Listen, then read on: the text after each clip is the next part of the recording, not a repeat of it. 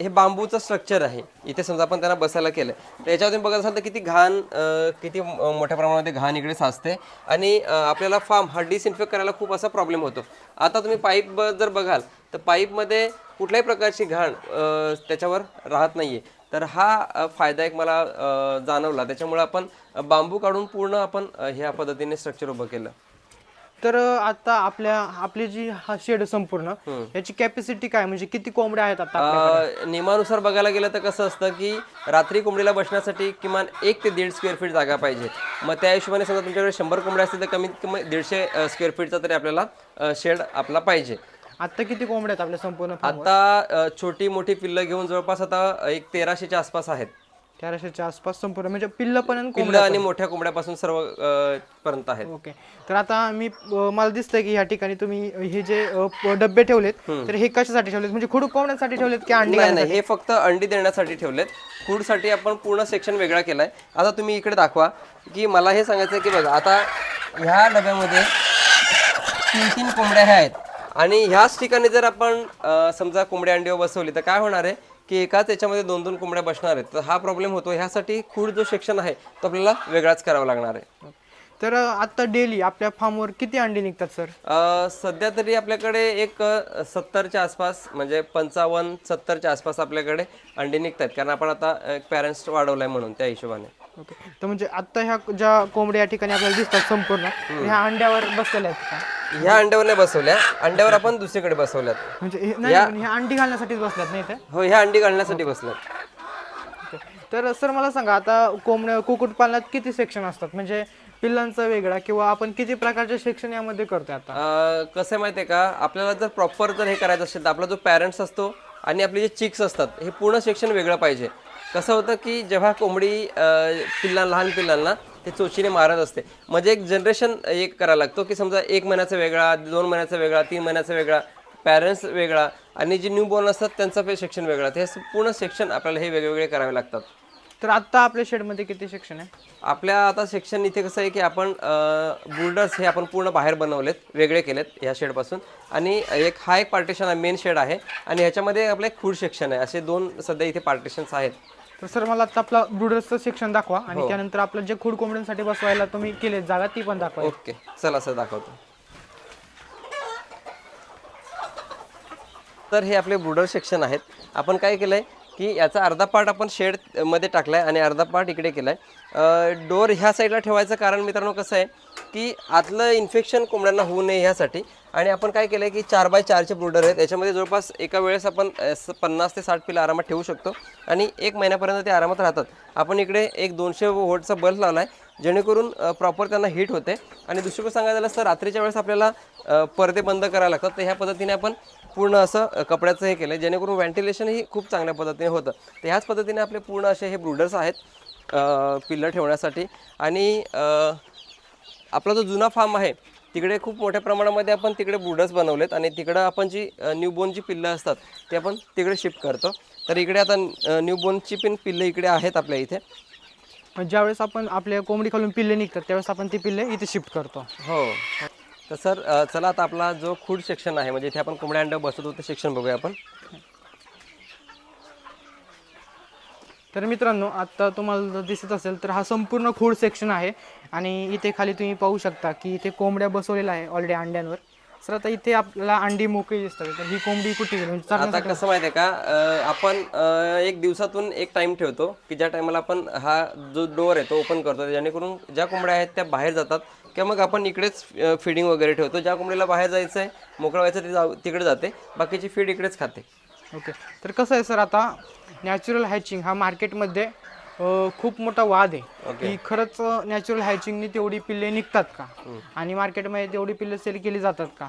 तर त्यावर तुमचं काय म्हणणं? मी तर एकच सांगेन की नॅचरल हॅचिंगचे खूप असे एक सांगाल तर फायद्यापेक्षा जास्त नुकसानच आहे आणि त्याच्यामुळे ते पॉसिबल नाही आहे. तर आपल्याला जर कुक्कुटपालन करायचं आणि सक्सेस मिळवायचं आहे आणि जास्त क्वांटिटीमध्ये काम करायचं असेल तुम्हाला तर मशीनचा उपयोग करणं गरजेचं आहे. कारण नॅचरल हॅचिंगमध्ये काय होतं की आपण एकाच वेळेस एका कोंबडीला जवळपास 10, 12, 15 अंडी ठेवू शकतो. त्याच्यातून बऱ्यापैकी कोंबड्या ही अंडी पिल्लं काढतात सुद्धा. पण होते काय की एकाच कधी कधी काय होतं की आता ही कोंबडी समजा उठून गेली तर त्याच्यानंतर ती कुठल्या तरी दुसऱ्या डब्यामध्ये जाऊन बसणार आहे मग ह्यावेळेस आपल्याला भरपूर असा एक सांगाल तर प्रॉब्लेम फेस करायला लागतो. तर ह्यासाठी आपण एक सांगाल तर मशीनचा वापर केला तर आपण हजारोने पिल्लं एकाच वेळेस देऊ शकतो. कोंबडीने हजारोने पिल्लं देणं काढणं खूप असं मुश्किल आहे आणि ते पॉसिबल नाही आहे. ओके. तर मला सांगा सर, आता आपला जो फार्म आहे ह्या फार्म आपण नॅचरल हॅचिंगनी मंथली किती पिल्लं काढू शकतो, म्हणजे किती काढतोय सध्या? तसं तर कसं माहिती आहे का, जसे आपल्याकडे अंडी अवेलेबल होतात त्या हिशोबाने आपण करतो. आपल्याकडे 1800 अंड्याची मशीन सुद्धा आहे आणि आपण नॅचरल हॅचिंगने एक सांगाल तर एक 40-45 कोंबड्या आपण सहज म्हणजे बसवत असतो. म्हणजे एक साधारण 500-550 पिल्लं तर आपण याच्यातून काढत असतो. ओके. तर मला सांगा, आता आपला जो संपूर्ण फार्म आहे, शेड किंवा जी झाडे वगैरे लावली तुम्ही, ही संपूर्ण किती जागेत आहे आता आपला फार्म? हा 23 गुंठ्यामध्ये आहे. 23 गुंठ्यात आपण कशा प्रकारे तो डेव्हलप केलाय सध्या? त्याच्यामध्ये आपलं एक सांगाल तर आपलं कसं ट्रेनिंग सेक्शन आहे, तिथे आपण प्रॉपर अशी ट्रेनिंग घेतो. लोकांना आले समजा लांबून कोण येत असेल त्यांना राहण्यासाठी आपल्या इथे फार्म हाऊस सुद्धा आहे आणि कंपाऊंडच्या एका साईडला आपण पूर्ण असं शेड तयार केला आहे आणि पूर्ण सेक्शन वेगवेगळे केले. म्हणजे लहान पिलांचं सेक्शन वेगळं केलं आहे, ब्रुडिंगचं सेक्शन वेगळं केलं आहे. ब्रुडिंग झाल्यानंतर तो बाहेर पक्षी टाकला जातो, तो सेक्शन वेगळं केलं आहे. त्याचबरोबर मोठ्या कोंबड्यांना फ्री रेंज पूर्ण वेगळं केलं आहे आणि त्याच्यामध्ये खूप चांगली अशी झाडं लावलेली आहेत आपण. आणि जर कुणाला पिल्ले पाहिजे असतील किंवा कुणी इथे व्हिजिटसाठी आलं आणि किंवा पिल्ले घेण्यासाठी आलं तर डायरेक्टली त्यांना पिल्ले मिळू शकतात का? डायरेक्ट पिल्लं नाही मिळणार, त्यांना बुकिंग करावं लागेल. कारण कसं आहे, माझं स्वतःचं चॅनल आहे विथ फार्म बनवून, तर त्याच्यामुळं आपल्याला भरपूर असे ऑर्डर्स ऑलरेडी आहेत. तर ज्यांना कोणाला पिल्लं हवी असतील त्यांनी ॲडव्हान्समध्ये त्यांना बुकिंग करावे लागेल. तर मला सांग, म्हणजे आपलं टार्गेट काय आहे किंवा भविष्यात खरंच ह्या व्यवसायाला स्कोप राहील का? भरपूर असा स्कोप आहे. कारण एक सांगायला गेलं तर सध्याच्या कंडिशनला कोंबडी जी 350ची मागच्या वर्षीपर्यंत होती ती आता जवळपास 500 रुपयापर्यंत गेली आणि कोंबडा 600 ते 700. आणि एक सांगायचं झालं तर एकाच वेळेस तुम्हाला 50-50, 100-100 कोंबड्या ह्या तुम्हाला भेटत सुद्धा नाही आहेत. आणि प्युअर गावरान तुम्हाला मिक्स ब्रीड भरपूर भेटतात, म्हणजे सोनाली, कावेरी, डीपी ह्यासारखे भरपूर कोंबड्या भेटणार आहेत. पण तुम्हाला जर प्युअर गावठी पाहिजे तर तुम्हाला पिल्ल्यापासूनच सुरुवात करायला लागणार आहे, जेणेकरून तुम्हाला भविष्यामध्ये तुमच्याकडे चांगला पेरेंट्स वगैरे डेव्हलप होणार आहे. आता कसं आहे मार्केटमध्ये काय आलंय, सोनाली किंवा जे गावठी आहे, कावेरी आहे, सगळं सेम दिसतात हे कोंबड्या. बरोबर. मग खरंच गावठी कोंबडी आहे हे कसं ओळखायचं? आता ह्यासाठी कसं आहे, ह्या सगळ्या गोष्टी आपण ऑलरेडी प्रॅक्टिकल आपल्या ट्रेनिंगमध्ये आपण सांगत असतो की गावठी कोंबडी कशी ओळखायची, त्याबद्दलचे सगळे फायदे. आता सांगाल तर कसं आहे का, ही समजा कोंबडी आहे तर ही कोंबडी खूड आहे, ही कोंबडी खूड आहे, ठीक आहे. ह्या प्युअर जी गावठी कोंबडी आहे तिचं काय असतं की कलर जो आहे तो पूर्ण असा याच्यामध्ये म्हणजे कलर जो आहे तो ह्यापासून इकडे असं पूर्ण हे करतो, म्हणजे एकाच याच्यामध्ये शेडमध्ये पूर्ण असा कलर असतो. दुसरी गोष्ट सांगायचं झालंच तर ह्याचे जे पाय आहेत, आता तुम्ही ही साईज बघाल तर ही साईज खूप अशी छोटी असते आणि सोनाली डीपी वगैरे बघाल तर खूप अशी हे जे साईज आहे ते खूप लांब असते, मोठे असते, लांब खूप लांब असते. दुसरी गोष्ट लेग पीस बघाल तर एकदम खूप असा छोटा असतो. ज्या हायब्रिड आहेत ब्रीड म्हणजे क्रॉस ब्रीड आहेत त्यांचं खूप असं हे मोठं असतं. दुसरी गोष्ट हा जो तुरा असतो कोंबडीचा हा खूप छोटा असतो प्युअर गावठीमध्ये आणि त्या बाकीच्या कोंबड्यांचा खूप असा मोठा असतो. त्याचबरोबर हे जे इथे लटक म्हणजे वेटल बोलतात काहीतरी याला, तर ही सुद्धा खूप अशी मोठी असते क्रॉस ब्रीडमध्ये. तर गावठीमध्ये हा प्रकार नसतो. दुसरी गोष्ट सांगाल तर खूड कोंबडी जवळपास 700, 750, 800, 900 ग्रॅमपर्यंत खूड कोंबडी असते आणि त्यापेक्षा जर जास्त तुम्हाला वजन म्हणजे 1.5 किलोच्या प्लस जर कोंबड्या असतील तर ते 100% क्रॉस ब्रीड आहेत. तर मार्केटमध्ये लोकांना पडणारा सगळ्यात मोठा प्रश्न की गावरान कोंबडी म्हणजे लहान जी गावरान कोंबडी आहे म्हणजे पिल्लापासून ते मोठी होतपर्यंत ते अंड्या येतपर्यंत किती पिरियड लागतो, म्हणजे ते अंड्या व्हायला किती दिवस लागतात? कसं माहिती आहे का, प्युअर गावरानचं मी 1 दिवसापासून सुरुवात करते तर 6 महिने प्लस तुम्हाला जाते, म्हणजे 7 महिने पण घेऊ शकते. ज्या क्रॉस ब्रीड आहेत त्या जवळपास 150 दिवसापासून 120 दिवसापासून 150 दिवसापासून चालू होतात अंडी द्यायला. तर ही जी प्युअर जी आहे, जर तुमचं खाद्याचं नियोजन चांगलं असेल, म्हणजे पहिल्या दिवसापासून तुम्ही जर चांगलं मार्केटचं फीड देत असाल, त्याच्यानंतर पूर्ण मक्का वगैरे जर देत असाल तर 6 महिने किंवा मग एखादं समजा हे झालं तर 5.5 महिन्यापासून पण कोंबडी अंडी देऊ शकते. पण एवढे दिवस लागतात, 6 महिने लागतात, त्यावर आपल्याला खाद्याचा पण खर्च आहे, त्यांचं मॅनेजमेंट आहे, आजाराचं व्यवस्थापन आहे, तर खरंच परवडेल का आपल्याला? कसं आहे माहिती आहे का, हा व्यवसाय तुम्ही अंडीसाठी करू नका. हा जर तुम्हाला व्यवसाय करायचा असेल तर तुम्ही पिल्लं विक्री किंवा मग मांस विक्रीसाठी करत असाल तर नक्कीच तुम्हाला परवडणार आहे, खूप चांगला फायदा होणार आहे.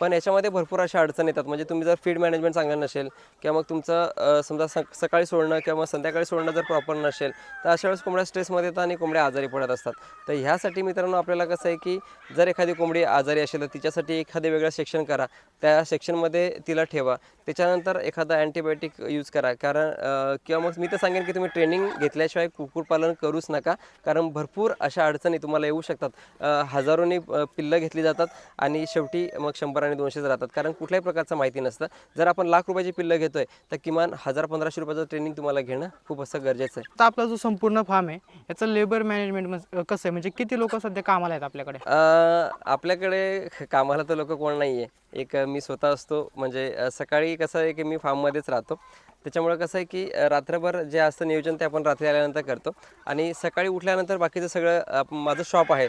त्याच्यामुळं मी 10 वाजेपर्यंत जे काही गोष्टी असतात ते तिथपर्यंत करतो आणि मधल्या वेळेस माझे आई वडील आहेत ते सगळं हँडल करतात.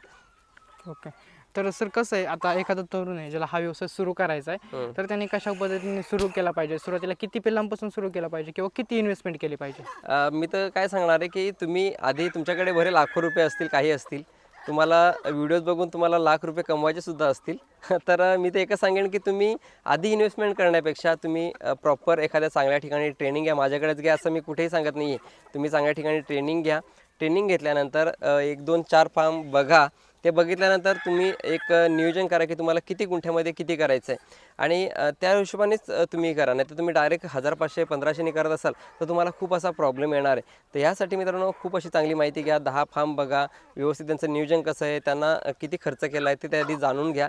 त्याच्यानंतरच ह्या व्यवसायामध्ये उतरा. आणि तुमच्याकडे जर एक 10 लाख रुपये असतील तर तुम्ही आधी 5 लाख रुपयेच इन्व्हेस्ट करा आणि 5 लाख रुपये तुम्ही व्यवस्थित तुमच्याकडे सेव्हिंग ठेवा. जेणेकरून त्यांना फीड कॉस्ट किंवा मग मेडिसिन ह्यासारख्या गोष्टीचा तुम्हाला भविष्यामध्ये फायदा होणार आहे. नाहीतर काय होतं, हजारोने पक्षी घेतात. 1 महिन्यापर्यंत पक्षाला सांगाल तर 1 महिन्यामध्ये 10 बॅग लागतील. पण पुढच्या ज्या 10, 20, 50 बॅग लागणार आहेत तर ते आणायला पैसे नसतात. तर यासाठी मित्रांनो जर 10 लाख असतील तर कमीत कमी 5 लाख खर्च आणि 5 लाख सेव्हिंग ठेवा.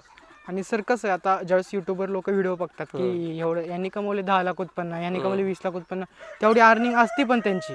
पण कसं आहे, त्यांचं स्ट्रगल पण तेवढं मोठं असते. लोक काय करतात, त्यांना काय वाटतं का आम्ही सुरू केलंय आणि 2 महिन्यात लगेच आम्हाला पैसे यायला सुरुवात होईल. बरोबर. तर एखाद्या व्यवसायाला कमीत कमी किती दिवस टाइम दिला पाहिजे? आता कसं आहे, मला जवळपास 4 वर्ष होऊन गेली आणि आता कुठे आपण व्यवस्थित म्हणजे सेट झालो आहे. आता मला लोक कॉल करतात आणि विचारतात की सर मी 500 ठेवले तर मला किती कमाई होणार आहे? मी यांना आधी सांगेन की तुम्ही आधी प्रॉपर माहिती घ्या. तुम्हाला ते कोंबड्या जगवता आल्या पाहिजेत, तर जगल्यानंतर तर तुम्हाला प्रॉफिट होणार आहे. तुम्हाला कोंबड्या जगवायच्या कशा तेच माहीत नाही आहे तर तुम्हाला प्रॉफिट कुठून होणार आहे? तर मी तर हेच सांगणार आहे मित्रांनो की आधी माहिती घेतल्याशिवाय तुम्ही कुक्कुटपालन चालूच करू नका. प्रॉफिट तर तुम्हाला एक सांगायचं झालंच तर 6 महिने 8 महिन्यानंतरच प्रॉफिट तुम्हाला चालू होणार आहे. ते पण तुमची मार्केटिंग स्ट्रॉंग असेल तर. आता सांगायचं झालंच तर माझं चॅनल स्वतःचं चॅनल असल्यामुळं कसं आपली मार्केटिंग भरपूर अशी स्ट्रॉंग आहे आणि माझं इन्कम बघून तुम्ही चालू करत असाल तर ते नक्कीच चुकीचं आहे. ओके. तर खरंच सर तुम्ही खूप मोलाचा मार्गदर्शन आज मला केलेलं आहे, आपल्या पब्लिकला केलेलं आहे. तर मला तुमच्याशी बोलून खूप भारी वाटलं. तर खरंच तुमचं मनापासून धन्यवाद. ओके, धन्यवाद. Thanks sir. तर पुन्हा भेटूया अशाच एका नवीन व्हिडिओमध्ये. राम राम. ओके.